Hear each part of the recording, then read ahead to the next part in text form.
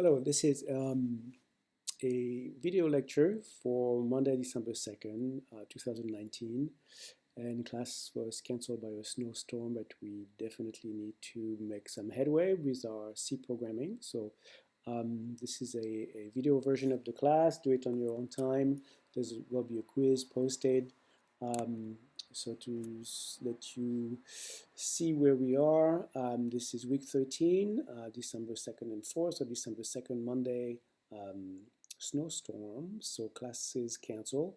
So we're going to cover C functions, dynamic memory with malloc today, and file IO in C in this video. And as always, the slides are available in PDF and PowerPoint format for you. So let me go through the slides, and we'll do some exercises, and I'll pause the video to give you time to try to work on the exercises yourself. It's the best way to learn C. All right. So if you look at main, there's an array. So dim is simply constant. It's set to 10. So we have an array of 10 ints, and here it is initialized. And we're going to pass A to display, and what display will do is simply print all the elements of the array, one after the other. Dim is a dimension, so the display function will have the array itself and an integer. So what you need to pass here is the array A. So for C, an array is really a pointer to the first element of the array. So you need to pass an int pointer, int star, for display.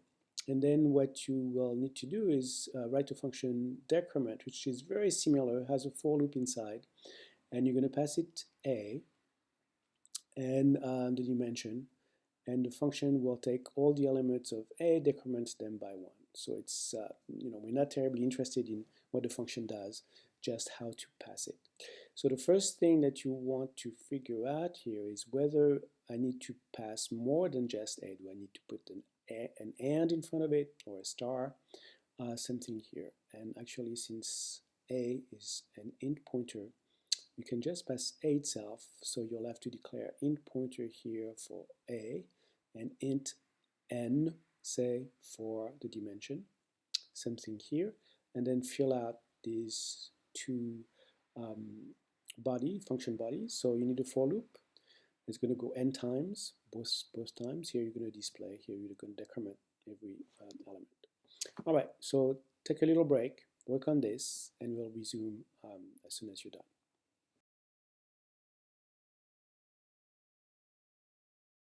All right, so here is the solution. It's called decrement array solve.c. You can get a copy of it. Make sure you type c/ in front of your name of the file to get it. So let's take a look at it. First, let's go into our main function. So you see here that display just, I'm passing A and dim. I don't need to pass anything different. But the same for decrement. I just need to pass A and dim. But see here, I'm going to have to declare A as a pointer to an int. And n is the regular int, that's the dimension of the array. I could have called it dim, but that would have created a problem with this constant here, so it's better to use a different name. Here as well, same thing, I'm passing a pointer to an int, and that's A, that's what an array is, and passing n. So I need to display for int I equals 0, I less than n, I plus plus, printf as a %d followed by a comma and a space, s sub I, and then put a \n at the end. And here the decrement, I'm using a pointer to decrement the elements of A. I don't need a pointer, but this is a good way of showing you how to create a list, how to iterate using a for loop and indexing, like here. Or I could say I need a pointer P, which is going to be a pointer to ints, and I'm making it equal to A. And C will be happy because A is also of that same type, int pointer. And then I'm going to repeat, that should be n actually. So let's modify this. A little typo on my part here, that if we want this function to work for any array, So for I equals 0, I less than n, I plus plus, whatever p points to, so star p means that's a dereferencing using the pointer. Whatever p points to, I'm going to subtract 1 from it. And then when I'm done using p, I'm going to increment it. If that seems too complicated for you, you can easily change that. You could say star p equals star p minus 1. Whatever p points to gets the same value minus 1, but then I have to increment p to make it point to the next integer in the array. So that should work. And you see my main program, I'm going to display A again, just so we should be able to see the same array, but with values that have been decremented by 1. So let's verify that that works. GCC a.out. If you don't specify an output, the executable is always into a.out. And it has displayed my array, 1, 2, 0, 3, and then 0, 1, minus 1, 2. We see that, and I have 3, 3, 3, so that's 9 and 1, 10. We do print all the elements of the array. All right, so let's return here. And that's the solution. We're going to skip that. Write a C program that uses function to find the largest integer in A, which is an array. The result is passed back using a return statement. So here I want you to return the maximum of the array. And you can use pointer or indexing in here. It doesn't really matter. So try to work on that. So here the difference is that the function returns an integer value. And so you have to declare max in here, int max, and then go through all the elements of the array. It's called array here. And you use what I'm showing you here is that you could pass it as an int pointer, or you could pass it as the array. So it is an int pointer, but it's also an array to int. So I'm passing it. You can also say that array is the variable array is an array of integers with an undefined dimension. The problem here, I'm not passing the dimension, so you'll have to pass n. So we're assuming that n controls the whole program, including the functions. So take a second, look at that, write the program for max1, compile it, and see if that works. And then we'll get back together.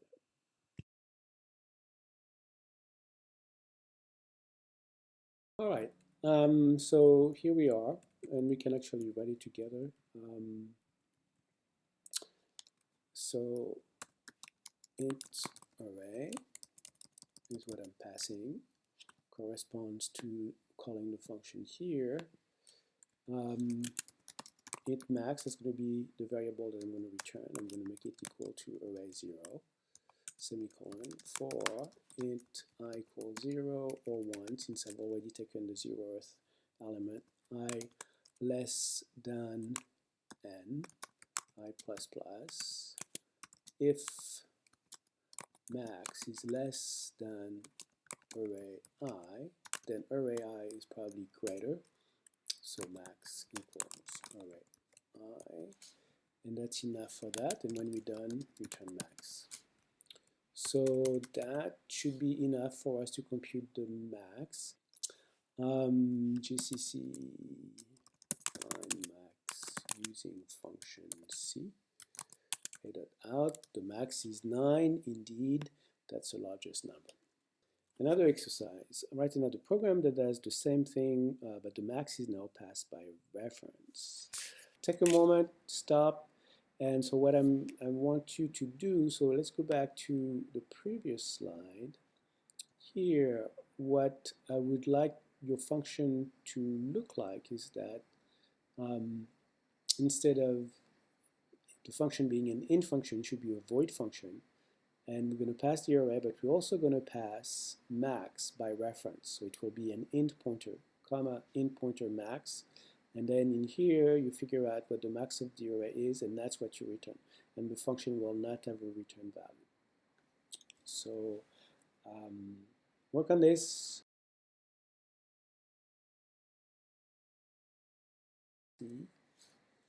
So here we go. Find max, I've called it differently.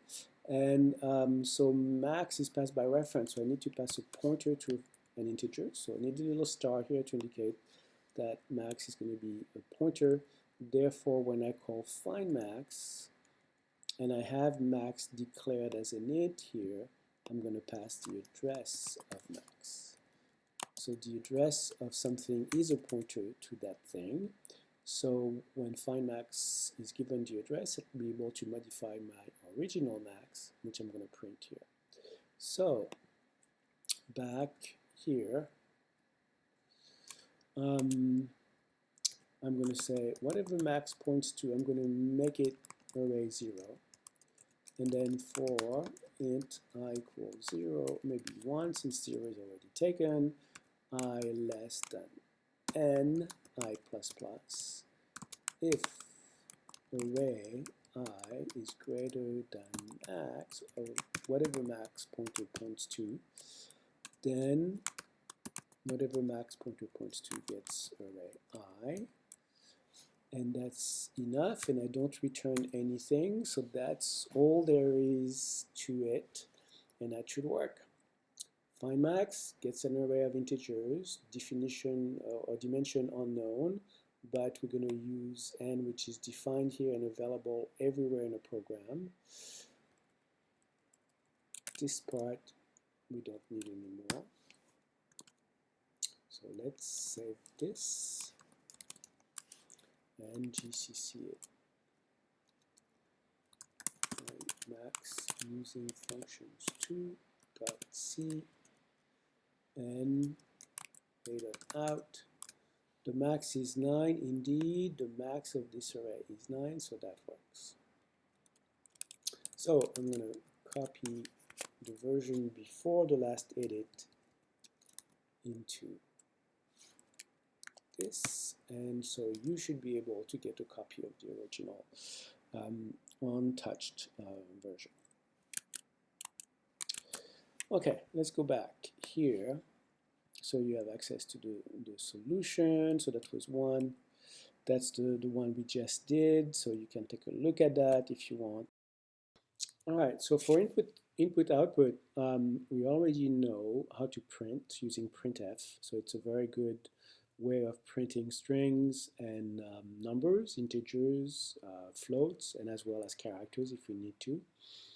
For input, we have two options. So depending on whether you want to input a string or input numbers, you're going to have two different functions. So let's take a look at an example first. So I have a very simple program here that will prompt the user for her age or his age, the name, and then a float which will be pi, what the user thinks pi is. So age is an int, my pi is a float, and name is a character of 80. It's a string of 80 characters max. Okay, to get the name first, so this is new, fgetS. FgetS, you need to provide an array first of characters, and then how many characters max we should get, and then standard in is specified as where we want to get this information from. So fgetS could get it from a file, but typically standard in is the keyboard, so that's where we're going to get that. And to get a number, we're going to use scanf instead. As scanf, then we provide an explanation of what format we want for the variable we're going to get. So %d for integers, and then age is passed by reference with the little and in front of it specifying the address of age. So we're going to pass a pointer to age, therefore scanf will be able to get whatever it gets from the keyboard and return it to the user. Same with my pi, the float. It's passed as %f to indicate to scanf what it's expecting. And then address of my pi, which is our float here, and that's how we're going to get it. And then the program will print %s is %d years old, and thinks pi is %1.10f, and 2 returns. So here we're asking for 10 decimal places after the decimal point, 10 digits after the decimal point, and we'll see what happens. So when we run this a.out, the user enters Mickey, the user enters 21, and then 3.14159 for the float. and then the program outputs Mickey, the name, is 21 years old. And we're going to see that as a float, we don't get exactly what the user enters. We get something slightly different. We're going to see why very soon. Floats cannot always be represented exactly in memory. So here is an example of that. We cannot represent exactly 3.14159, and that's very very strange in some ways, but the closest version the computer can come up with is this one. All right, so fgetS for strings and scanf for integers and floats.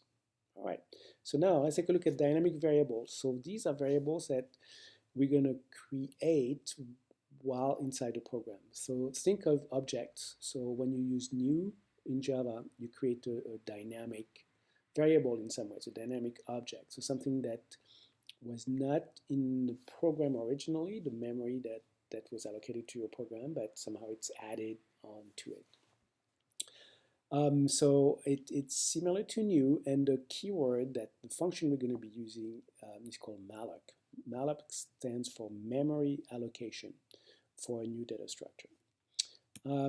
So to get you a little bit of understanding of how that works between the program and the operating system, let's assume that this is the RAM of your computer, maybe Marax, and this is your user program. It's using all this yellow area of memory, so that includes the code, the data segment, and the stack segment. And at some point, your program is going to execute malloc. So it's going to ask the operating system for more memory, because the memory is something that is managed by the operating system. Your program cannot get more on its own. It has to ask the operating system. So what will happen is that the program using malloc, that will translate into a call to the operating system. Operating system will look in its own memory, which is called, it keeps track of what is called the heap of available memory, dynamic memory. So heap data structure, and it's going to look for a block that is just as big as what you need. So it's going to try to break down a block of memory to be just what you need, and it's going to return to you. So it's going to compute the address of that block. So it's going to figure out a pointer to that block, but it doesn't know really what you want. Is it a memory where you're going to store integers or floats or strings? It doesn't really care. So it's going to return to us a void pointer. So a pointer to nothing in particular, like a generic. So void pointer, think generic pointer, and is going to return that to your program. So malloc is going to ask your operating system, please give me that much memory. I need maybe 1 gigabyte of memory to store a lot of DNA strings, for example.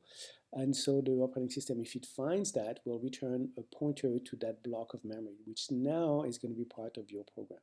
So you see I've colored it kind of yellow. It's not the same yellow as that, but it's still memory that will now belong to your program. So your program will be able to access it, and it won't be a segmentation fault. Even though you'll be going outside your segment, now that piece of memory belongs to your program. So that's what the operating system will do. It will return to you a pointer, but a generic pointer. And so we'll have to typecast that to be a pointer to whatever you're interested in doing. So let's take a look at an example of malloc.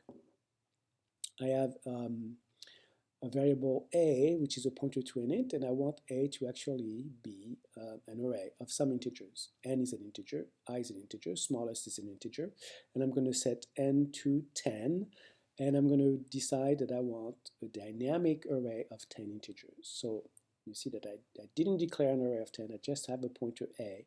So I'm going to call malloc, and I'm going to say I would like n times the size of an int. So I would like n times 4 bytes, because an int C is 4 bytes. So it's going to return 40 bytes to us as a pointer, and I'm going to typecast this pointer to be a pointer to ints, and I'm going to assign it to a. So after this call, a will be a pointer pointing outside my program to some other area of memory that is now belonging to our program, where I will have enough space for 10 integers, no more. So again, malloc calls the operating system. We say, and that's the way we're going to do things. You don't want to know that an int is 4 bytes. You're going to use the sizeof function. And sizeof is a standard function, and it will return to you how many bytes are occupied by something of this type. So n is equal to 10. 10 times whatever the number of bytes. We know it's 4, but we don't have to. And then that we get the pointer back, and we typecast it into A. And so now we can use A as before. Now A is an array of 10 integers. It has 10 cells. We don't know what they initialized with. Probably random numbers, so do not assume that it's all 0. Actually, there's a special malloc version, a version of malloc that will clear the array before it gives it to you. But here it's going to contain random numbers, so never assume that it has anything interesting in there. And then you can do your work with that. So that's it. That's what malloc does. And I have malloc1 as an example. We can take a look at it.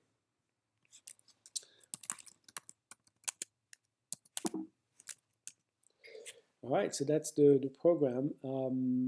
And we could store something in there if you wanted. But if you want to play with it, that's a program. All right. So here's an exercise.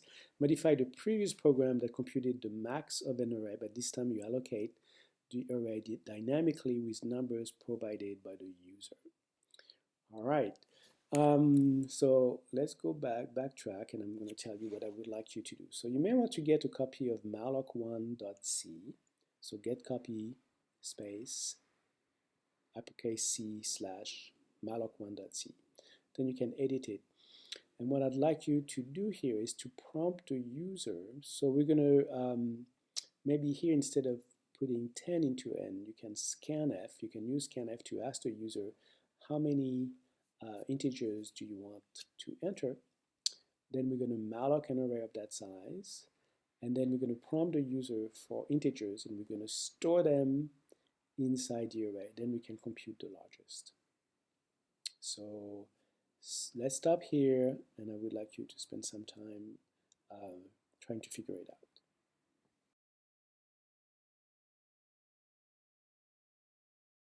All right, so I hope you found it. Let me try to generate this very quickly. So here, instead of 10, I'm going to ask the user, so printf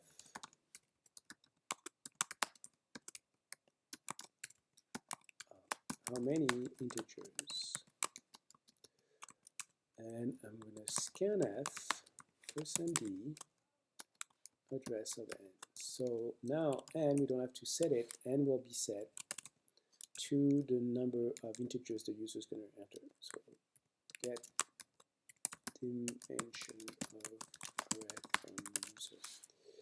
All right, so now we can malloc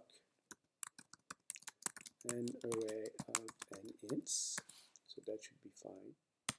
By the way, if you're requesting very, very large data structures, it is possible that your operating system may not have what you need, in which case what it's going to return to you is going to be null. So you should definitely always remember that. So if A is equal to null, then you need to printf an error message. Error allocating dynamic memory. Not a little cryptic, but that's fine for us, and then return 1. 0 would be no error, so return 1 will be a sign that my program encountered an error. All right, so now we're going to ask the user for n, whatever that n is, numbers. So for int I equals 0, I less than n, I plus plus, we're going to print a prompt, printf. Just a prompt for the user. We don't go to the next line, and then we scanf an integer %d, and we're going to put it in the address of a of I. We're going to pass the array of a of I, so a of I will receive the number that the user enters. Okay, so get n items from user, and we need to find the max. Find the max of array. So, well, let's do the smallest. See, I have already something called smallest. My smallest or largest, it's the same computation pretty much. So smallest equals a of 0 for int I equal 1, I less than n, I plus plus, if smallest is greater than a of I, then a of I is definitely smaller than what we've seen so far. So smallest should be equal to a of I. All right, let's display that. Display result. Printf %d for smallest equals %d /n smallest. All right, so that should work. Let's compile it. Right, max using malloc. Aha. Oh, print. I may have forgotten the printf. Yes, I use print here. I use print. Oh, should be a printf. Okay, that worked. How many integers? 5. 1, 10, 5, minus 10, 55. Smallest is minus 10. Okay, so that works. Let's go back here to our malloc operation. So modify the previous program that computed the max of an array, but this time you allocate the array dynamically with numbers provided by the user. So we've done that pretty much. And that's a solution very similar to what we had. A word about size of. Size of can be tricky. You have to use it whenever you malloc. It's a good idea to use size of to figure out the size of the type that you want to use. If you want 10 integers, then 10 times size of int.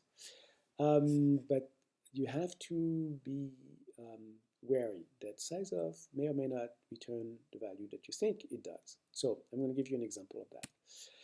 Here is a program, so it looks like a lot of stuff, but it just makes sense. So I'm declaring array A, and it is initialized already. So I'm not specifying the dimension, but C, when it reads this, understand that A is an array, and it figures out that there are 5 items in the array. That's what the definition here indicates. It's an array of 5. So C will know that. And here I'm declaring an array B as a pointer to an int, but I'm mallocing 5 integers and I'm attaching that to B. So B is a pointer.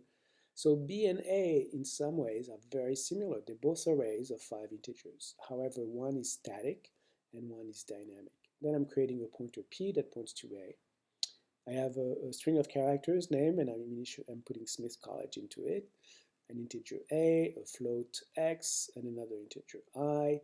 And now I'm going to initialize the array B to be 0, 1, 2, 3, 4, so that I will have some value into B. So very understandable definitions, an initialization loop, and then I'm going to print the size of different things. So what is the size of A? So A is this array.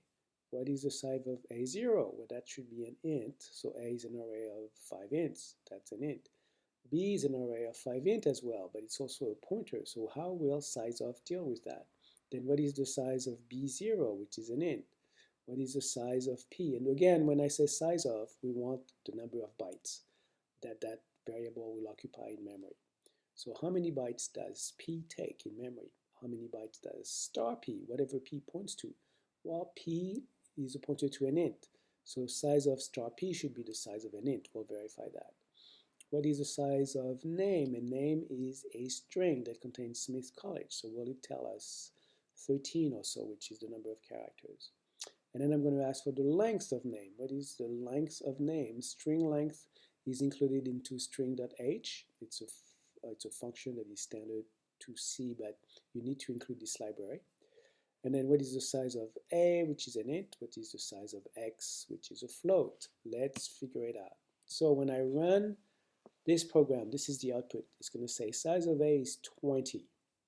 Does that make sense? The number of bytes occupied by A is 20.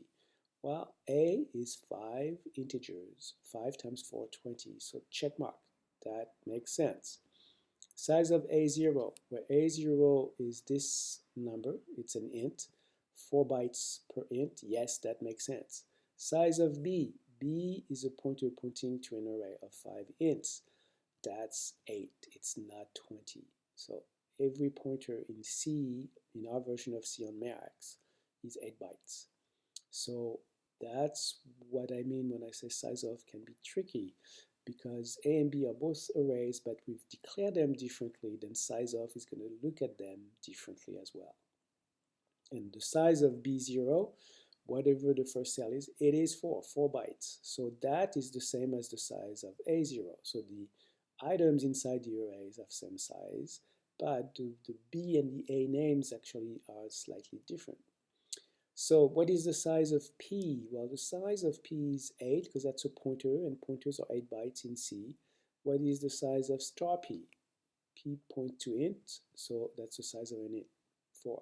Size of name is 14, so that's the size of this. And if we count, 1, 2, 3, 4, 5, 6, 7, 8, 9, 10, 11, 12, 13. So the length of name is 13, but the size is 14 because there's a \0 at the end of this string. So size of knows about that, and that's why it returns 14. So the length will be excluding the \0. Size of will include the \0. And then the size of A and X, int and float, for both of them. All right. So just keep that in the back of your head. They're different. So these are the two things that I wanted to mention. File input output. So here again, don't be imaginative. If you have to do input from a file, if you have to input numbers or text, we have recipes that work well, that have been created over time, fully debugged. So use the recipes. Do not try to imitate or imagine a solution. Don't be imaginative. Use the solution. So here is the first example of a file IO. I'm going to print something into a file and then close the file. So you open the file, you do some print using fprintf, you're going to print strings inside the file, then you close the file. That's it. So it's called file IO output C. Let's take a look at it.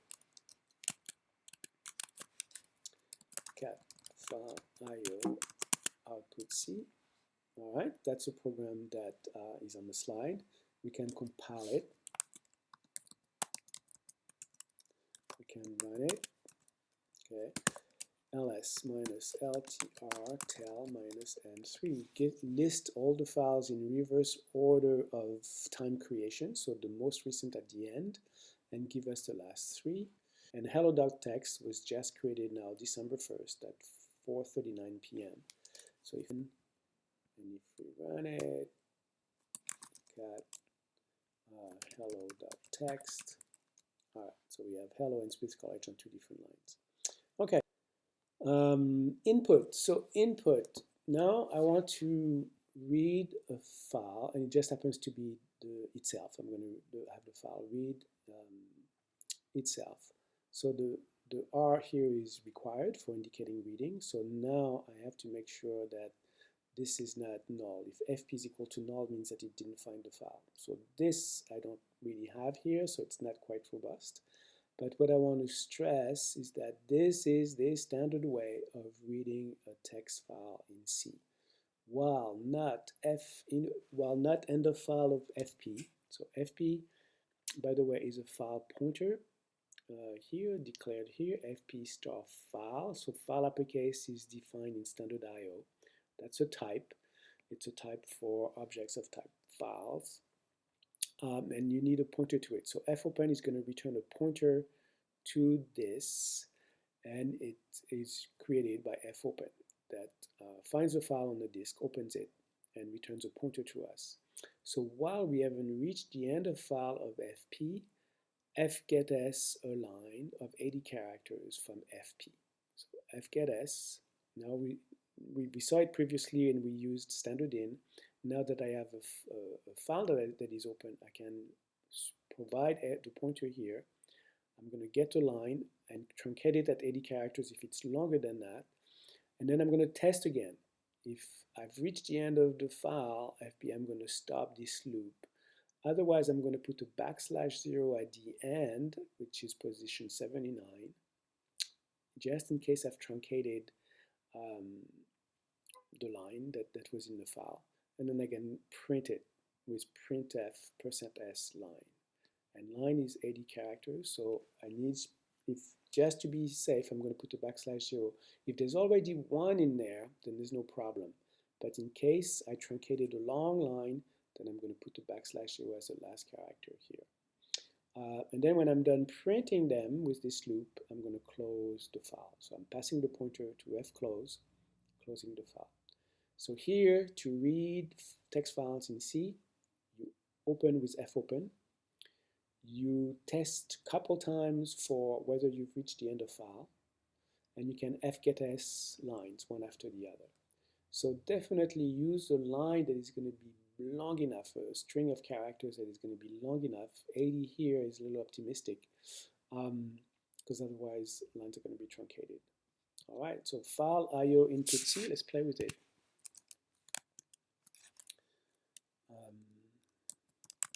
GCC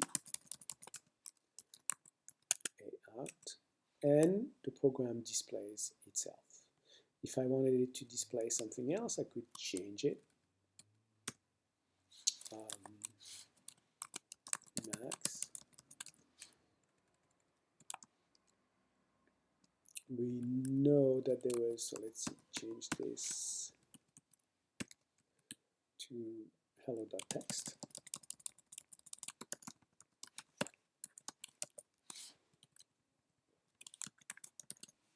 GCC run. All right, and it has found the text file and it has run it. Good, let's continue. So that's for reading text files, this particular method. So if you have to do it for a particular reason, you have to read a file containing text, that's how you would do it. If you want to read integers, it's going to be different. All right, so C really treats characters and integers and numbers differently. So reading integers, so I need to create, what I'm going to do here is I'm going to try to read this file that contains 4, which is the number of lines, and in each line I have 3 numbers. So file of ints, I should have that, let's verify that. File of ints, cat, file of ints, yes. That's it. If you don't have it, I'm going to show you a very quick way that I always use for creating text files without using Emacs. Let's assume that I want to create another, so I'm going to say cat greater than file of ints2.txt. And when you say greater than, that's redirection. So what I'm saying is concatenate or display the keyboard and send it to file of ints2. So here, Linux is waiting for my keyboard input, and it's going to put each line that I'm entering here in this file, and then I have to simulate end of file, which is Control D in Linux, and that will work. So I'm going to say I want 3 lines, and there's 2, 2, 2 on the first line, 1, 1, 1 on the second line, 10, 10, 10 on the third line, Control D. And by typing Control D on the keyboard, I have simulated an end of file. So now what Linux has done is taken what I typed at the keyboard as if it were a file, and it stored it into file of ints2.txt, which I can now cat file of ints2.txt, and that's what I typed at the keyboard. All right, so let's go back here. So this is how I would read this file that contains several numbers. So fp equals fopen file of ints.txt read. Fopen will open the file and will return a pointer. I'm storing that into fp. fp has to be declared as a file pointer. If end of file, fp empty file return. So that's making it a little more robust. And then I'm going to get the first number on that from that file, which is the number of lines. So fscanf. So you see it's similar to scanf, but there's an F in front of it, which means scan a number from a file. Provide the file first. %d to indicate that I want to read an integer, and I'm going to pass n by reference, address of n, and n is an int that I've declared here. So now my program knows the value of n, which is the number of lines that it has to get. So while not end of file fp, fscanf from the file, 3 integers, there's 3 per line, so %d, %d, %d, put that in n1, n2, n3 pass by reference. If I've reached the end of file break, and if not, just display these 3 numbers back. So that's the processing that I'm doing. I'm doing something very simple. I'm displaying the numbers back. And then when I'm done with this loop, then I can close the file. So that's file io read numbers.c. All right, file io read numbers.c. Return with no value. Here, 0. Empty file is an OK file. It's OK for files to be empty. So GCC. All right, a.out. So it has read the file that contains 4 lines, and it has displayed 1, 2, 3, 4, 5, 6. So now what it's displaying back here are integers. So it looks like text. But so now my program is capable of reading integers. So it's capable of reading strings of characters from a file, and it is able as well now. We can write a program that will read integers directly from a file. Very good. Let's continue here. So that's what we just did. Write a program that reads a file data text, which has the number of ints it contains on the first line, then 1 int per line for the rest of the file. Your program might use a dynamic array to store the numbers and find the max of the array and print it. So that's a little tricky. And I don't have a solution for you here on the slide, but I'll show it to you after we come back. So, and again, it's important for you to try to do this. Your fingers will learn C as you practice. So you need a file data text that has the number of ints on the first line. So I can help you create data text. Let's do that. I'm going to go here. So cat greater than data.text. Let's assume that it's going to contain 5 numbers, and now I'm going to enter these 5 numbers. There's going to be 10, -1, 2, 5, and 255. So that's 10 numbers. Control D to simulate the end of file. So now, if I cat data text, I will have that. So what you should do is get this file, so cp file io read numbers into file io read numbers 2 emacs file io read numbers 2c, right? And change this to data text.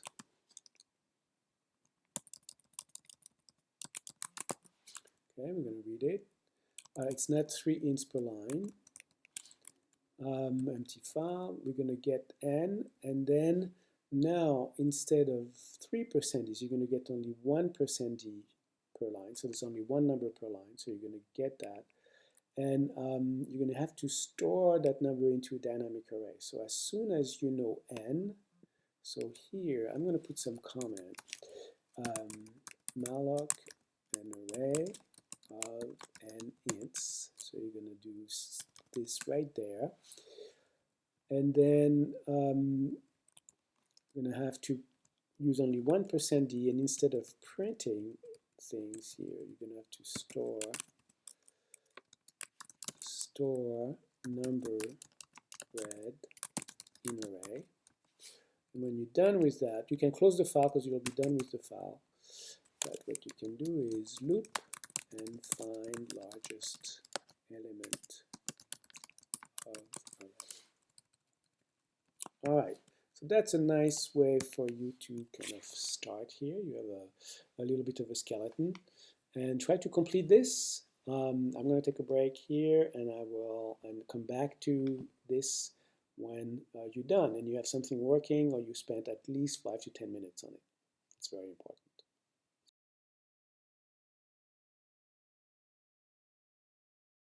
Okay, I'm assuming that you spent the 10 minutes. So let's go back up.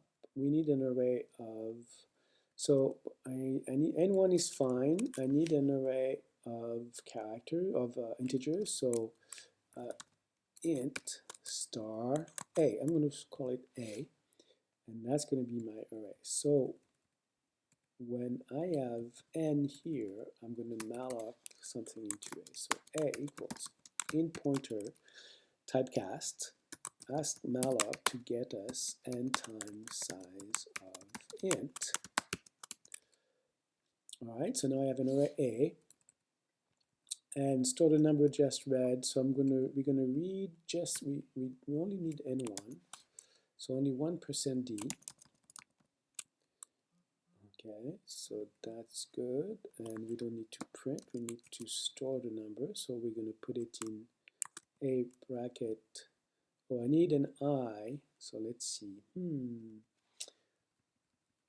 So int I equals 0, AI plus plus equals n1. All right, so that's going to print, that's going to put all the numbers from the file into the array that is dynamic. Then we're going to close the file. And then we need to loop and find the largest. So int max equals a of 0 for int I equals 0 or 1, I less than n, which is the number of integers in the array, I plus plus. If max is less than a of I, then a of I is definitely larger than what we've seen so far. Max equals a of I, and then we're going to print the result. Print max, printf max equals %d backslash n max. All right, let's see if that works.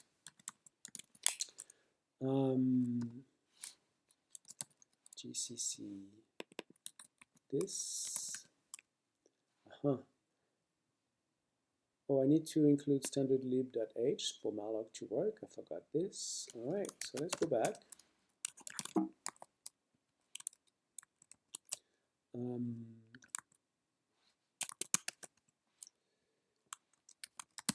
Include standard lib.h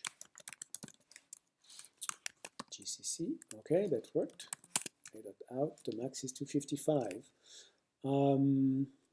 Grep f open in this data.text. So let's see what the contents of data.text is. Yes, 255 is definitely the largest element, and that our program found it. So that's very good. Let's go back here. Now we have a solution. Function prototypes and multi-file projects. Yes, we're going to cover this. It's pretty simple. It's good practice when you write a C program to keep your files into your project into different files. So you've probably done that in Java, probably in Python if you were doing graphics. So let's assume that I have a program, and if you look at it, I have that's my original program, and I'm gonna break it into something that is more manageable. So I have the main program that is here, and it relies on several functions. There's a function called addition, a function called largest, and a function called smallest. And maybe what I should be doing, if maybe smallest, largest, and addition are used in other projects, it'd be nice to have this as a separate file that I can include in other files. So what I'm going to do is that I'm going to break my big program into a main program, and you're going to see I just have main here in this program, the original main of my previous program, right? The main was declaring an array doing some work with smallest, with largest, with addition, and then printing something. So that's the same main body that I have it here. But I don't have the functions here anymore. Instead, what I have is this. Include myfuncs.h. And I'm using double quotes. So what I'm creating here is my own library of sorts. So when you have your own library, you use double quotes around the header file. So this is called header file. .h stands for header. So what myfuncs.h contains is just the declarations of the functions. So you see I had smallest, largest, and addition. They're here. But what I'm going to do in the header is that I'm going to keep only the definition of the function, whatever it returns and whatever parameters it gets. And that's enough for the compiler when I use smallest here. If it knows just that, it will know how to pass the parameters to the function. Does it expect a pointer? Does it expect something passed by value, something passed by reference? The compiler, when you call a function, doesn't care what the function does. It just only cares what type the function expects for parameters and what type it returns. So that's what we call the header function, and it's just the first line of each function with a semicolon at the end. So I have three functions here, and you see that int smallest, int star a, int n is right here. Int smallest, int star a, int n, semicolon.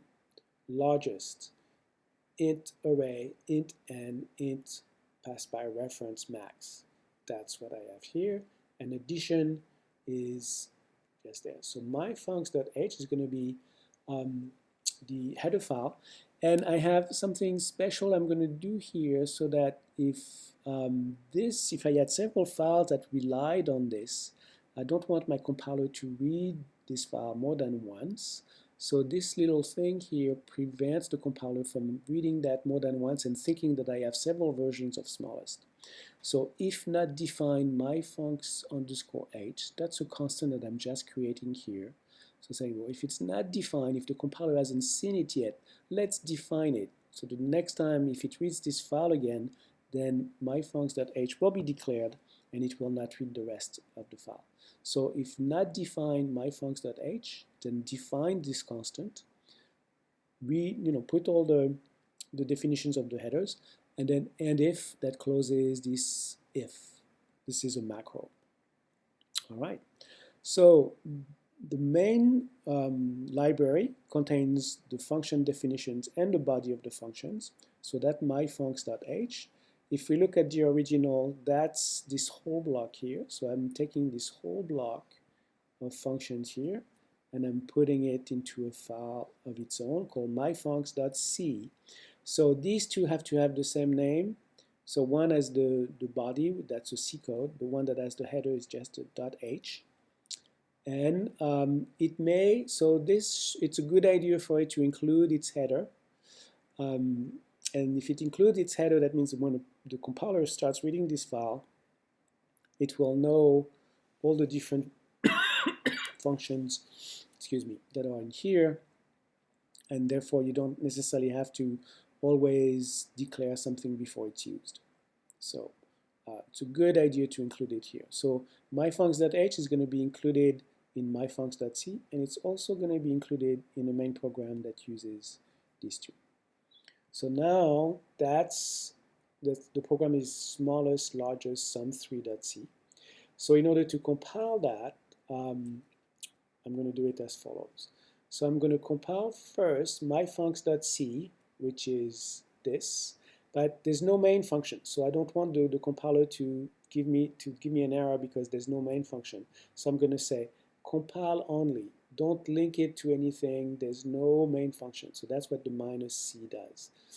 And after that, I can say GCC output in smallest, largest, sum3, smallest, largest, sum3.c, and myfuncs.o. So I'm going to GCC my main program, so the .c here, smallest, largest, sum3.c, and include myfuncs.o because that needs to be linked to that. And then I can run it, and it's going to run and display whatever it's supposed to display here. smallest largest sum3.c. Okay, so that's a program we just saw. That's the main program without the function. The functions are somehow specified in here. myfuncs.h. So there's myfuncs.c and myfuncs.h. Here's the header. And here are the functions. So gcc -c myfuncs.c, first thing to do. Then gcc myfuncs.o, I forgot the name of my function, smallest, largest. So the C code, that's my main program, and that should be enough. So GCC will compile the C code, generate an object file, then it will link it with that object file automatically. So GCC compiles and links for us. And now the executable should be a.out because I haven't specified an output. And it outputs 0941. C has a lot in common with Java. You've just seen that a lot of the syntax of C is the same as in Java. Java copied a lot from C. C programmers must know how to use memory. So in Java, you just say new, and somehow the dynamic memory is allocated for you automatically, and then when you don't need it, it's removed for you. In C, I haven't covered that here, but you need to free. In C, you need to free the dynamic structure yourself. I can go back to that quickly and explain how to do it. And then we have to explicitly pass the arguments by value or by reference to functions. In Java, if you pass an object to a function, you pass a reference to the object automatically. You don't have to worry about pointers, addresses of, and so on. Let me cover very briefly free, and we'll be done for today. So let's go to here, ls minus l star c. Okay, so malloc. Let's take a look at this guy. So in this program, we are mallocing an array here. So I'm asking the operating system to give me n integers, a block of n integers somewhere of memory, and it returns a pointer to me. I'm typecasting it to an int pointer. And then I'm going to do some work with a. So right here, see, I'm using a as an array. And then I'm doing some work, and then I'm done. Well, in some cases, you may be done with the array a, and you don't need it anymore. So what you should do automatically is to free it. So freeing it is to return dynamic memory taken by A to OS, to the operating system. So basically it reduces the footprint of your program in memory because you had asked for extra dynamic memory. It had been given to you through a pointer.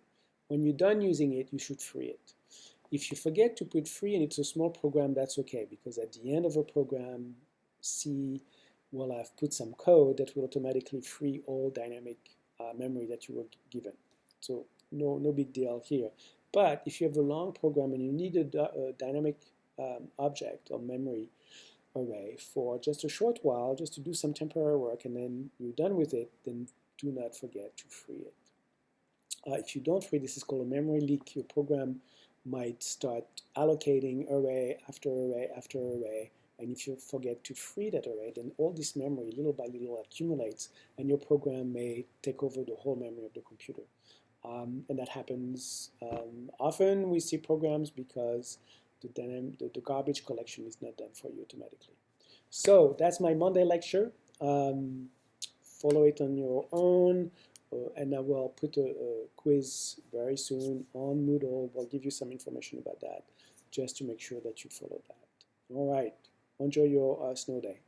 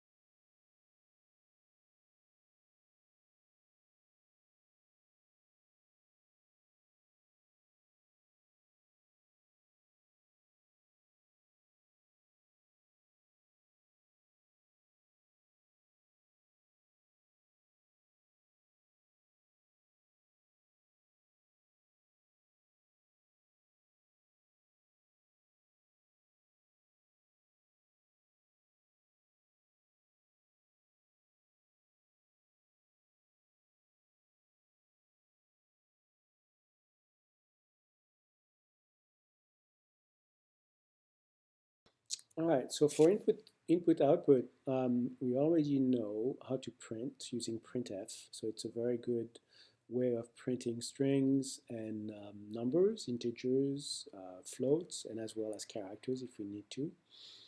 For input, we have two options. So depending on whether you want to input a string or input numbers, you're going to have two different functions. So let's take a look at an example first. So I have a very simple program here that will prompt the user for her age or his age, the name, and then a float which will be pi, what the user thinks pi is. So age is an int, my pi is a float, and name is a character of 80. It's a string of 80 characters max. Okay, to get the name first, so this is new, fgetS. fgetS, you need to provide an array first of characters, and then how many characters max we should get, and then standard in is specified as where we want to get this information from. So fgetS could get it from a file, but typically standard in is the keyboard, so that's where we're going to get that. And to get a number, we're going to use scanf instead. As scanf, then we provide an explanation of what format we want for the variable we're going to get. So %d for integers, and then age is passed by reference with a little and in front of it specifying the address of age.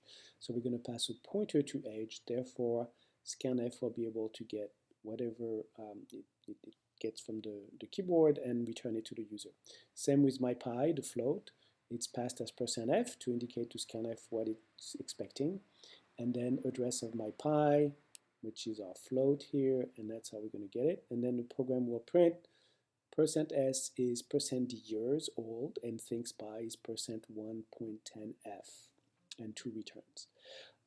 So here we're asking for 10 decimal places after the decimal point, 10 digits after the decimal point, and we'll see what happens. So when we run this a.out, the user enters Mickey, the user enters 21, and then 3.14159 for the float. And then the program outputs Mickey, the name, is 21 years old. And we're going to see that as a float, we don't get exactly what the user enters. We get something slightly different. We're going to see why very soon. Floats cannot always be represented exactly in memory. So here is an example of that. We cannot represent exactly 3.14159, and that's very strange in some ways, but the closest version the computer can come up with is this one. All right, so fgetS for strings and scanf for integers and floats. All right, so now let's take a look at dynamic variables. So these are variables that we're going to create while inside the program. So think of objects. So when you use new in Java, you create a dynamic variable in some ways, a dynamic object. So something that was not in the program originally, the memory that was allocated to your program, but somehow it's added onto it. So it's similar to new, and the keyword that the function we're going to be using is called malloc. Malloc stands for memory allocation for a new data structure. So to get you a little bit of understanding of how that works between the program and the operating system, let's assume that this is the RAM of your computer, maybe Max, and this is your user program. It's using all this yellow area of memory, so that includes the code, the data segment, and the stack segment. And at some point, your program is going to execute malloc. So it's going to ask the operating system for more memory, because the memory is something that is managed by the operating system. Your program cannot get more on its own. It has to ask the operating system. So what will happen is that the program using malloc, that will translate into a call to the operating system. Operating system will look in its own memory, which is called, it keeps track of what is called the heap of available memory, dynamic memory. It's a heap data structure, and it's going to look for a block that is just as big as what you need. So it's going to try to break down a block of memory to be just what you need, and it's going to return to you.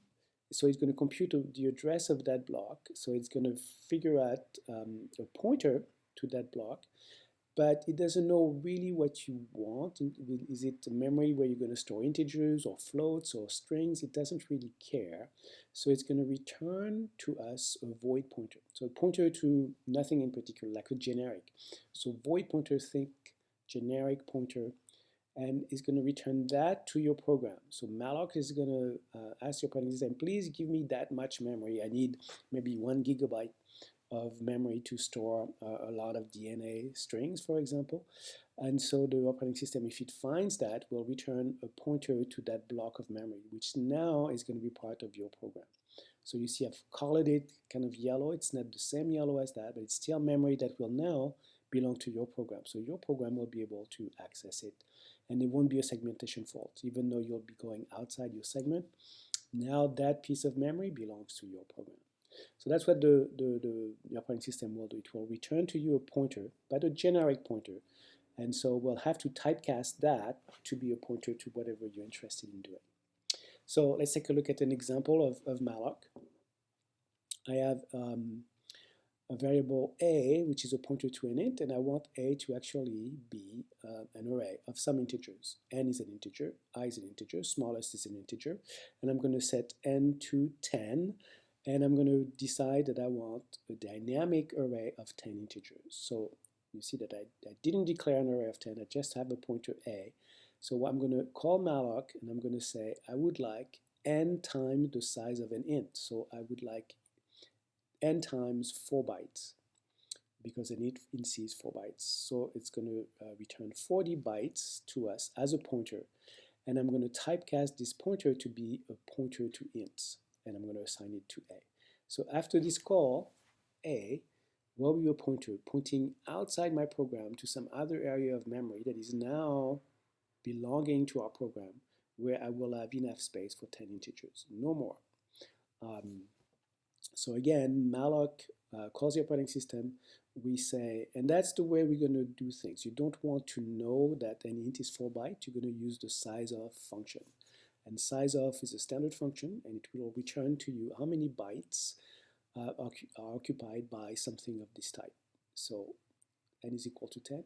10 times whatever the number of bytes. We know it's 4, but we don't have to. And then that we get a pointer back, and we typecast it into a. And so now we can use a as before. Now a is an array of 10 integers. It has 10 cells. We don't know what they initialized with. Probably random numbers, so do not assume that it's all 0. Actually, there's a special malloc version, a version of malloc that will clear the array before it gives it to you. But here it's going to contain random numbers, so never assume that it has anything interesting in there. And then you can do your work with that. So that's it. That's what malloc does. And I have malloc1 as an example. We can take a look at it.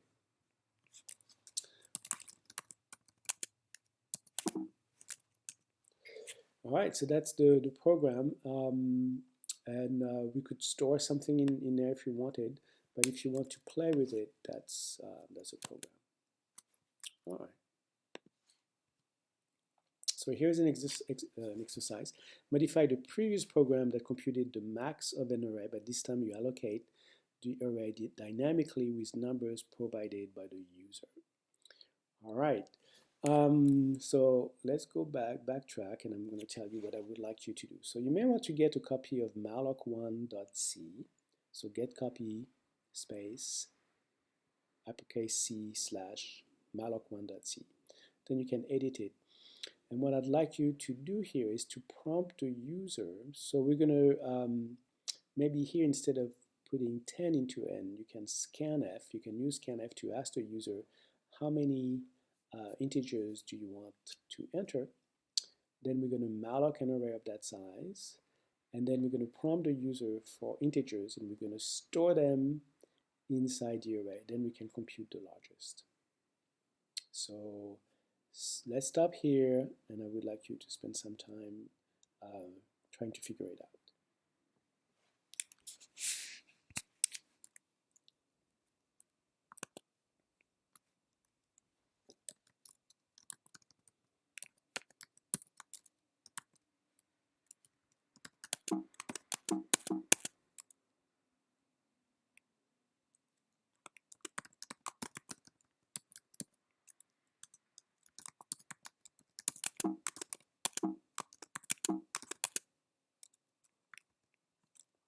All right, so I hope you found it. Let me try to generate this very quickly. So here instead of 10, I'm going to ask the user, so printf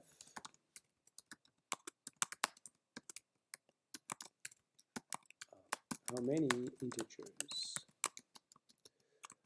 and I'm going to scanf %d address of n. So now n, we don't have to set it, n will be set to the number of integers the user is going to enter. So get dimension of array from user. All right, so now we can malloc an array of n ints, so that should be fine. By the way, if you're requesting very large data structures, it is possible that your operating system may not have what you need, in which case what it's going to return to you is going to be null. So you should definitely always remember that. So if a is equal to null, then you need to printf an error message. Error allocating dynamic memory. Not a little cryptic, but that's fine for us. And then return 1. 0 would be no error, so return 1 will be a sign that my program encountered an error. All right, so now we're going to ask the user for n, whatever that n is, numbers. So for int I equals 0, I less than n, I plus plus, we're going to print a prompt, printf, just a prompt for the user. We don't go to the next line, and then we scanf an integer %d, and we're going to put it in the address of a of I. We're going to pass the array of a of I, so a of I will receive the number that the user enters. Okay, so get n items from user, and we need to find the max. Find the max of array. So, well, let's do the smallest. See, I have already something called smallest. My smallest or largest, it's the same computation pretty much. So smallest equals a of 0 for int I equal 1, I less than n, I plus plus, if smallest is greater than a of I, then a of I is definitely smaller than what we've seen so far. So smallest should be equal to a of I. All right, let's display that. Display result. Printf %d for smallest equals %d /n smallest. All right, so that should work. Let's compile it. Find max using malloc. Aha. Oh, print. I may have forgotten the printf. Yes, I use print here. I use print. Oh, should be a printf. Okay, that worked. A dot out. How many integers? 6. 1, 2, 3, minus 1, minus, oops, minus 3. It's gonna say minus 3. I'm not sure what happened here, but it entered it changed that to possibly 0. Let's run it again. 1, 2, oops.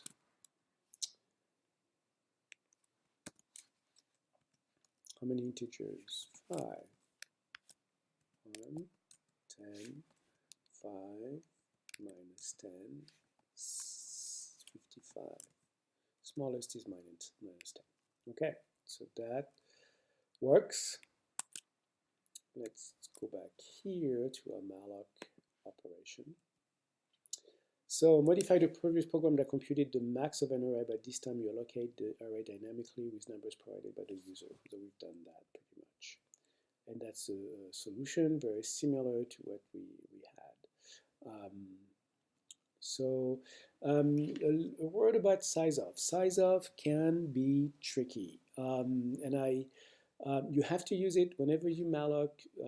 It's a good idea to use size of to figure out the size of the type that you want to use. If you want 10 integers, then 10 times size of int. But you have to be wary that size of may or may not return the value that you think it does. So I'm going to give you an example of that. Here is a program, so it looks like a lot of stuff, but it just makes sense. So I'm declaring array A, and it is initialized already. So I'm not specifying the dimension, but C, when it reads this, understand that A is an array, and it figures out that there are 5 items in the array. That's what the definition here indicates. It's an array of 5. So C will know that. And here I'm declaring an array B as a pointer to an int, but I'm mallocing 5 integers, and I'm attaching that to B. So B is a pointer. So B and A, in some ways, are very similar. They're both arrays of 5 integers. However, one is static, and one is dynamic. Then I'm creating a pointer P that points to A. I have a string of characters, name, and I'm putting Smith College into it. An integer A, a float X, and another integer I. And now I'm going to initialize the array B to be 0, 1, 2, 3, 4, so that I will have some value into B. So very understandable definitions, an initialization loop, and then I'm going to print the size of different things. So what is the size of A? So A is this array. What is the size of A0? Well, that should be an int. So A is an array of 5 ints. That's an int. B is an array of 5 int as well, but it's also a pointer. So how will size of deal with that? Then what is the size of B0, which is an int? What is the size of P? And again, when I say size of, we want the number of bytes that that variable will occupy in memory. So how many bytes does P take in memory? How many bytes does star P, whatever P points to? Well, P is a pointer to an int. So size of star P should be the size of an int. We'll verify that. What is the size of name? And name is a string that contains Smith College. So will it tell us 13 or so, which is the number of characters? And then I'm going to ask for the length of name. What is the length of name? String length is included into string.h. It's a function that is standard to C, but you need to include this library. And then what is the size of A, which is an int? What is the size of X, which is a float? Let's figure it out. So when I run this program, this is the output. It's going to say size of A is 20. Does that make sense? The number of bytes occupied by A is 20. Well, A is 5 integers. 5 times 4, 20. So check mark. That makes sense. Size of A0, where A0 is this number, it's an int, 4 bytes per int, yes, that makes sense. Size of B, B is a pointer pointing to an array of 5 ints, that's 8, it's not 20. So every pointer in C, in our version of C on Max, is 8 bytes. So that's what I mean when I say size of can be tricky, because A and B are both arrays, but we've declared them differently, then size of is going to look at them differently as well. And the size of B0, whatever the first cell is, it is 4 bytes. So that is the same as the size of A0. So the items inside the arrays have same size, but the B and the A names actually are slightly different. So what is the size of P? Well, the size of P is 8 because that's a pointer, and pointers are 8 bytes in C. What is the size of star P? P points to int, so that's the size of an int, 4. Size of name is 14, so that's the size of this. And if we count, 1, 2, 3, 4, 5, 6, 7, 8, 9, 10, 11, 12, 13. So the length of name is 13, but the size is 14 because there's a \0 at the end of this string. So size of knows about that, and that's why it returns 14. So the length will be excluding the \0. Size of will include the \0. And then the size of A and X, int and float, for both of them. All right. So just keep that in the back of your head. They're different. So these are the two things that I wanted to mention. File input output. So Here again, don't be imaginative. If you have to do input from a file, if you have to input numbers or text, we have recipes that work well, that have been created over time, fully debugged. So use the recipes. Do not try to imitate or imagine a solution. Don't be imaginative, use the solution. So here is the first example of a file IO. I'm going to print something into a file and then close the file. So you open the file, you do some print using fprintf, you're going to print strings inside the file, then you close the file. And that's it. Very similar to other languages like Python. You open, you output stuff, then you close when you're done. And so here we open for writing, so W for writing, and then the name of the file, hello.txt. So here what you see is that I'm going to print the constant string hello with some returns before and after into fp. So fp is returned by fopen, means file open. If there's a problem, if the file doesn't exist, then fopen will return null. So we can test for fp equal to null right after that. So this program is not very robust. It would crash if this file didn't exist. And then since I'm writing, it's okay if the file doesn't exist. If you're reading, if you had put an R here for reading, then we would have to check whether fp is null or not. So sorry about that. But for writing, we don't have to worry too much about whether the file exists or not. And then we're going to print %s name. We're going to pass this string and print it, and then we close it. So it's called file IO output C. Let's take a look at it. Cat file IO output C. All right, that's a program that is on the slide. We can compile it. We can run it. Okay. ls minus ltr tel minus m3. List all the files in reverse order of time creation, so the most recent at the end, and give us the last three. So find max using malloc was the last C program we used. A.out is the program we just compiled, so that's file IO output. And hello.txt was just created now December 1st at 4:39 p.m. So if I cat hello.txt, it will have Hello Smith College, which should be this. We print hello \n. Oh, that's interesting. There's an extra \n somewhere.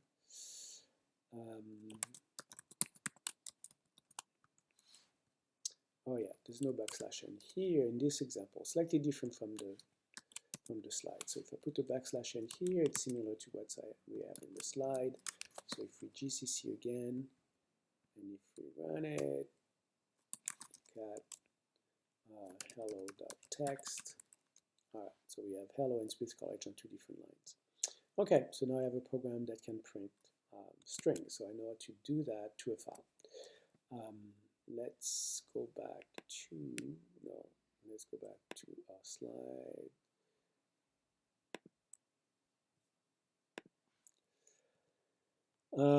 Input. So input. Now I want to read a file, and it just happens to be itself. I'm going to have the file read itself.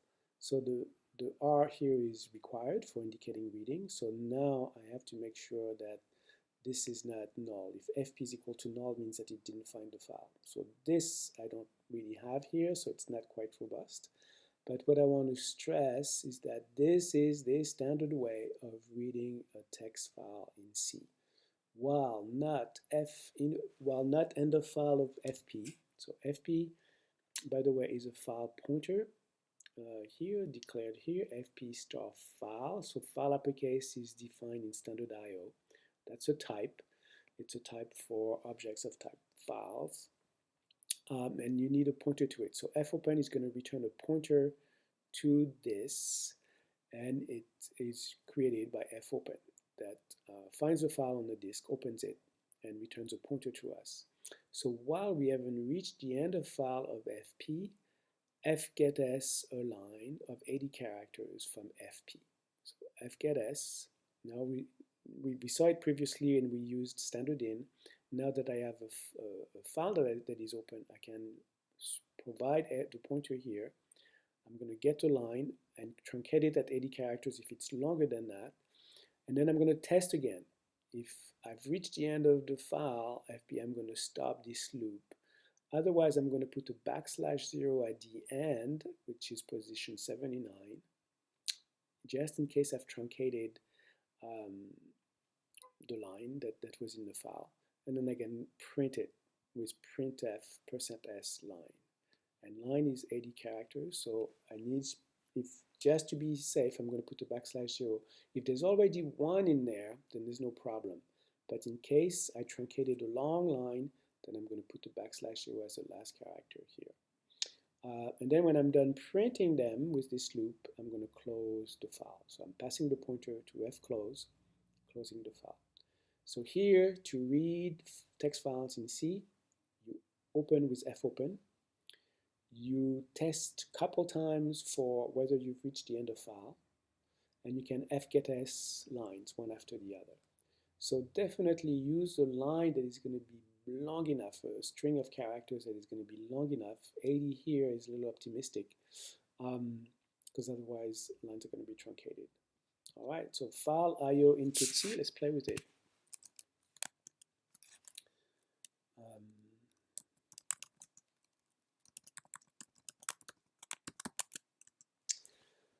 So it's going to read itself. It's going to read its code and display it. And I guess this is less than 80 characters. So all the lines should fit. So let's verify that. GCC out. And the program displays itself. If I wanted it to display something else, I could change it. Max.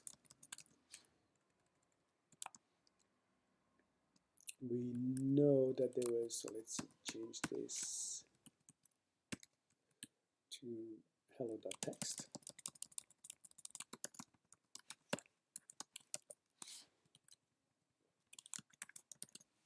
GCC run. All right, and it has found the text file and it has run it. Good, let's continue. So that's for reading text files, this particular method. So if you have to do it for a particular reason, you have to read a file containing text, that's how you would do it. If you want to read integers, it's going to be different. All right, so C really treats characters and integers and numbers differently. So reading integers, so I need to create, what I'm going to do here is I'm going to try to read this file that contains 4, which is the number of lines, and in each line I have 3 numbers. So file of ints, I should have that. Let's verify that. File of ints, cat file of ints, yes. That's it. If you don't have it, I'm going to show you a very quick way that I always use for creating text files without using Emacs. Let's assume that I want to create another, so I'm going to say cat greater than file of ints2.txt. And when you say greater than, that's redirection. So what I'm saying is concatenate or display the keyboard and send it to file of ints2. So here, Linux is waiting for my keyboard input, and it's going to put each line that I'm entering here in this file, and then I have to simulate end of file, which is Control D in Linux, and that will work. So I'm going to say I want 3 lines, and there's 2, 2, 2 on the first line, 1, 1, 1 on the second line, 10, 10, 10 on the third line, Control D. And by typing Control D on the keyboard, I have simulated an end of file. So now what Linux has done is taken what I typed at the keyboard as if it were a file, and it stored it into file of ints2.txt, which I can now cat file of ints2.txt, and that's what I typed to the keyboard. All right, so let's go back here. So this is how I would read this file that contains several numbers. So fp equals fopen file of ints.txt read. Fopen will open the file and will return a pointer. I'm storing that into fp. fp has to be declared as a file pointer. If end of file, fp empty file return. So that's making it a little more robust. And then I'm going to get the first number on from that file, which is the number of lines. So fscanf.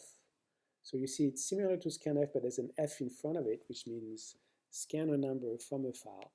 Provide the file first. %d to indicate that I want to read an integer, and I'm going to pass n by reference, address of n, and n is an int that I've declared here. So now my program knows the value of n, which is the number of lines that it has to get. So while not end of file fp, fscanf from the file, 3 integers, there's 3 per line, so %d, %d, %d, put that in n1, n2, n3 pass by reference. If I've reached the end of file break, and if not, just display these 3 numbers back. So that's the processing that I'm doing. I'm doing something very simple. I'm displaying the numbers back. And then when I'm done with this loop, then I can close the file. So that's file io read numbers.c.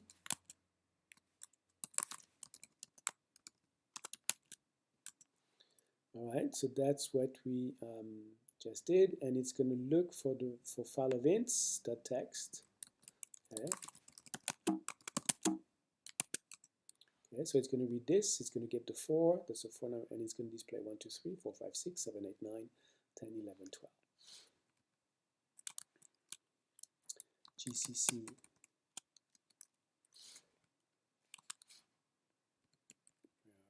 Where are we? Oh, I lost the name of the file, which was this.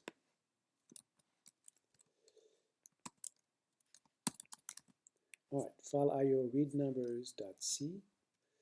Return with no value. Ah, there's a typo here. Return.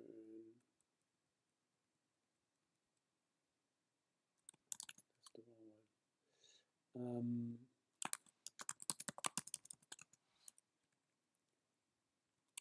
Here, 0. Empty file is an OK file. It's OK for files to be empty. So GCC. All right, a.out. So it has read the file that contains 4 lines, and it has displayed 1, 2, 3, 4, 5, 6. So now what it's displaying back here are integers. So it looks like text. But so now my program is capable of reading integers. So it's capable of reading strings of characters from a file. And it is able as well now, we can write a program that will read integers directly from a file. Very good. Let's continue here. So that's what we just did. Write a program that reads a file data text, which has the number of ints it contains on the first line, then 1 int per line for the rest of the file. Your program might use a dynamic array to store the numbers and find the max of the array and print it. So that's a little tricky. And I don't have the solution for you here on the slide, but I'll show it to you after we come back. So, and again, it's important for you to try to do this. Your fingers will learn C as you practice. So you need a file data text that has a number of ints on the first line. So I can help you create data text. Let's do that. I'm going to go here. So cat greater than data.text. Let's assume that it's going to contain 5 numbers, and now I'm going to enter these 5 numbers. There's going to be 10, -1, 2, 5, and 255. So that's 10 numbers. Control D to simulate the end of file. So now, if I cat data text, I will have that. So what you should do is get this file, so cp file IO read numbers into file IO read numbers 2 Emacs file IO read numbers 2C, right? And change this to data text.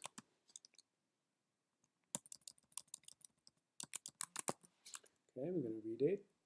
It's not 3 ints per line.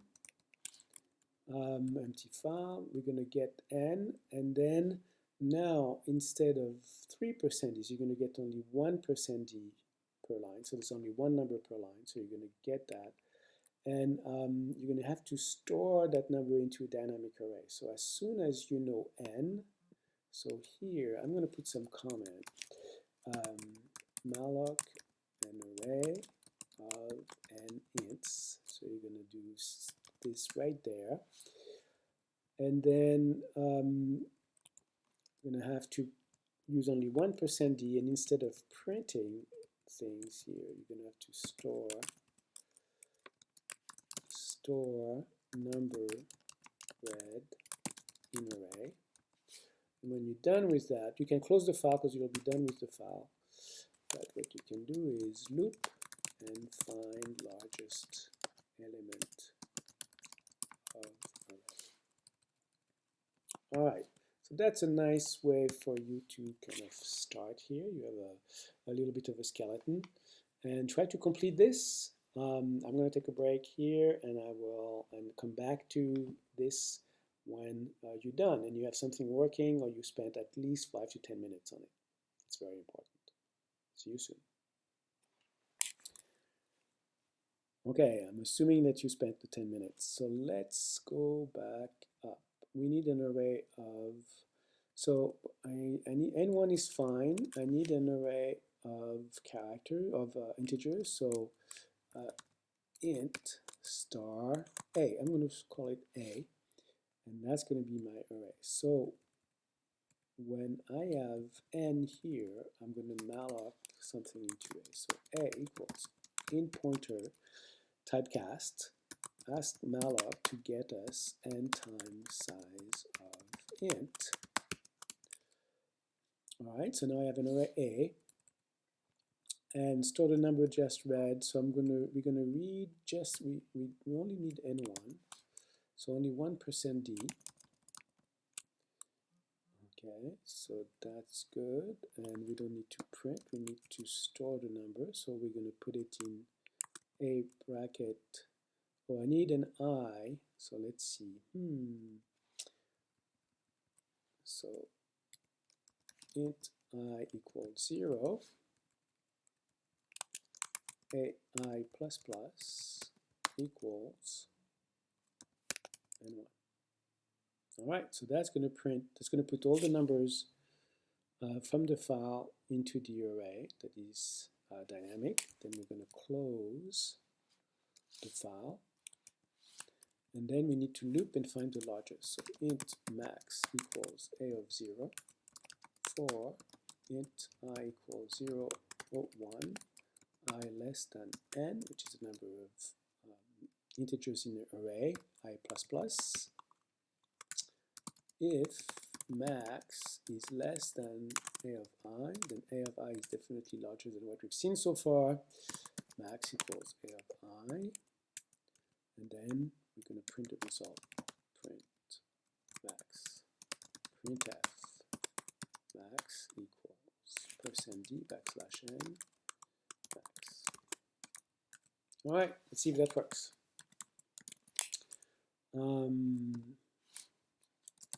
GCC this. Oh, I need to include standard lib.h for malloc to work. I forgot this. All right, so let's go back.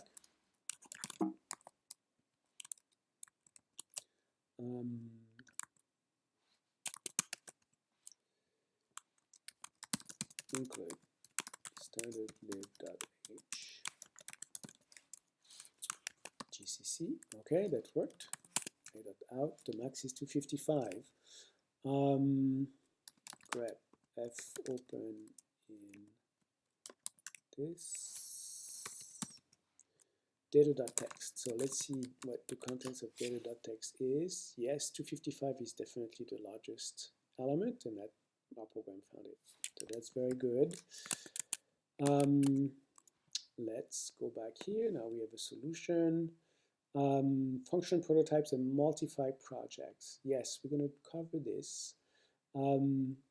It's pretty simple. It's good practice when you write a C program to keep your files into your project into different files. So you've probably done that in Java, probably in Python if you were doing graphics.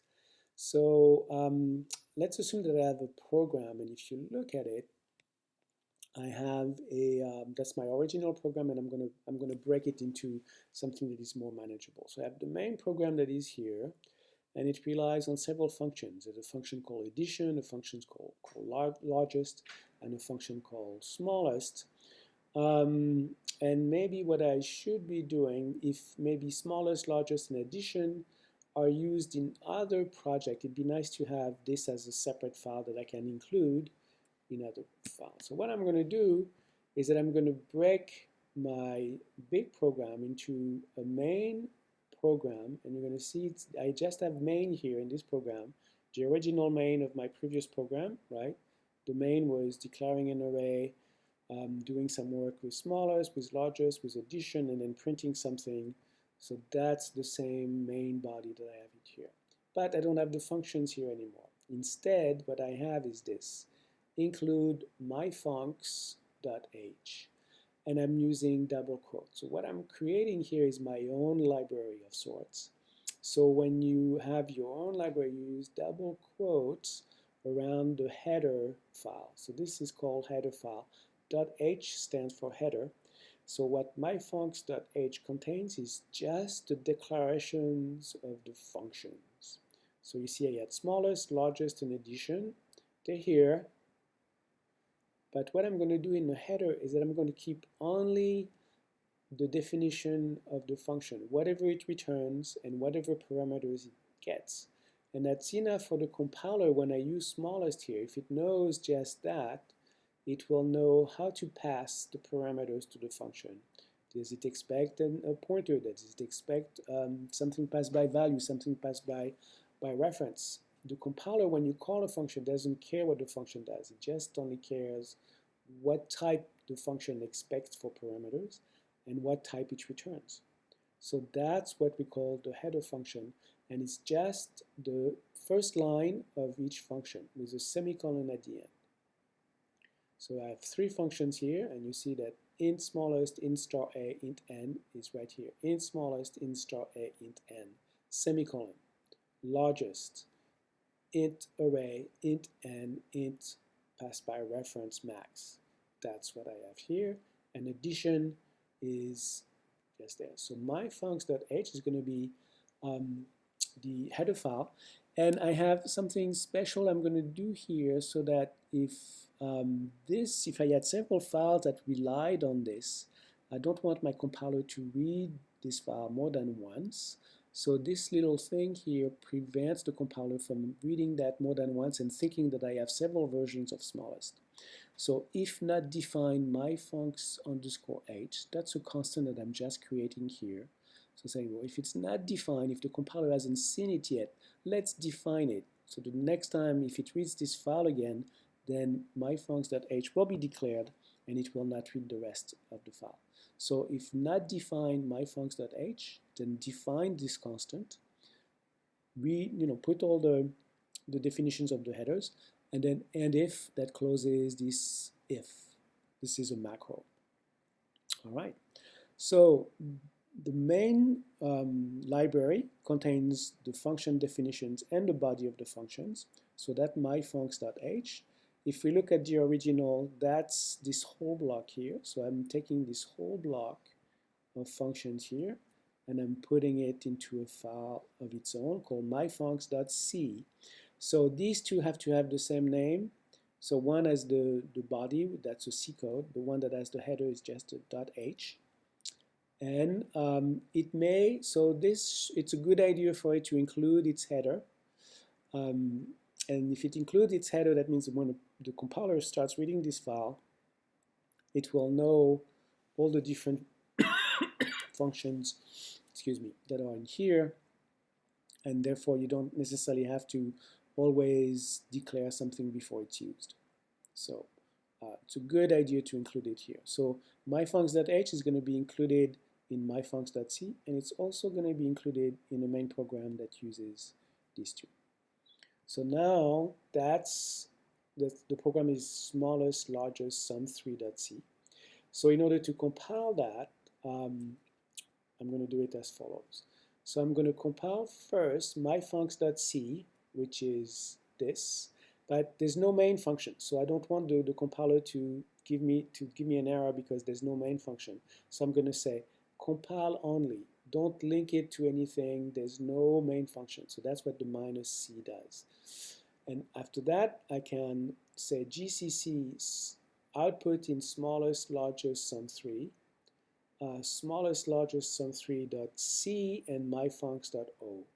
So I'm going to GCC my main program, so the .c here, smallest largest sum3.c, and include myfuncs.o because that needs to be linked to that. And then I can run it, and it's going to run and display whatever it's supposed to display. All right, so let me do it for us. Smallest largest sum3 here. Smallest largest sum3.c. Okay, so that's the program we just saw. That's the main program without the function. The functions are somehow specified in here. myfuncs.h. So there's myfuncs.c and myfuncs.h. Here's the header. And here are the functions. So gcc -c myfuncs.c, first thing to do. Then gcc myfuncs.o. I forgot the name of our function, smallest largest. So the C code, that's my main program, and that should be enough. So GCC will compile the C code, generate an object file, then it will link it with that object file automatically. So GCC compiles and links for us. And now the executable should be a.out because I haven't specified an output. And it outputs 0941, which, if you look at the main program, is the smallest, largest, and something else. Cat smallest, largest. Let's see, what do? We print the mean, the max, and the sum. So that's what 0, 9, and 41 is. So 0 is the min, 9 is the max, and if you sum them up, you should come up with 41. That's what the program does.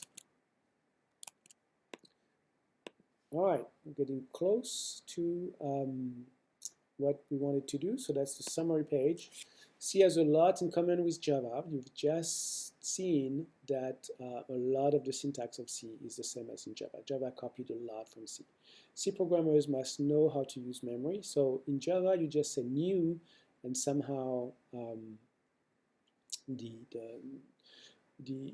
dynamic memory is allocated for you automatically, and then when you don't need it, it's removed for you. In C, I haven't covered that here, but you need to free. In C, you need to free the dynamic structure yourself. I can go back to that quickly and explain how to do it. And then we have to explicitly pass the arguments by value or by reference to functions. In Java, if you pass an object to a function, you pass a reference to the object automatically. You don't have to worry about pointers, addresses of, and so on. Let me cover very briefly free, and we'll be done for today. So let's go to here, ls minus l star c. Okay, so malloc. Let's take a look at this guy. So in this program, we are malloccing an array here. So I'm asking the operating system to give me n integers, a block of n integers somewhere of memory, and it returns a pointer to me. I'm typecasting it to an int pointer. And then I'm going to do some work with a. So right here, see, I'm using a as an array. And then I'm doing some work, and then I'm done. Well, in some cases, you may be done with the array a. You don't need it anymore. So what you should do automatically is to free it. So free in it is to return dynamic memory taken by A to OS, to the operating system. So basically it reduces the footprint of your program in memory because you had asked for extra dynamic memory. It had been given to you through a pointer. When you're done using it, you should free it. If you forget to put free and it's a small program, that's okay, because at the end of a program, C will have put some code that will automatically free all dynamic memory that you were given. So no big deal here. But if you have a long program and you need a dynamic object or memory array for just a short while, just to do some temporary work, and then you're done with it, then do not forget to free it. If you don't free, this is called a memory leak. Your program might start allocating array after array after array, and if you forget to free that array, then all this memory little by little accumulates, and your program may take over the whole memory of the computer. And that happens often with C programs because the garbage collection is not done for you automatically. So that's my Monday lecture. Follow it on your own. And I will put a quiz very soon on Moodle. We'll give you some information about that just to make sure that you follow that. All right. Enjoy your snow day.